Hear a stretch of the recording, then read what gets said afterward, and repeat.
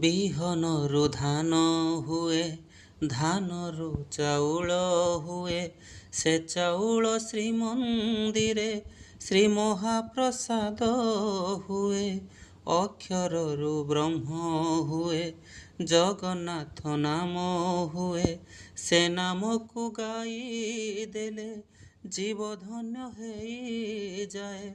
ଶହେ ବୈକୁଣ୍ଠର କରତା ଯୋଉଠି, ଶହେ ବୈକୁଣ୍ଠର କରତା ଯୋଉଠି, ମୋ ଜଗନ୍ନାଥ ପରା ସିଏ, ମୋ ଜଗନ୍ନାଥ ପରା ସିଏ।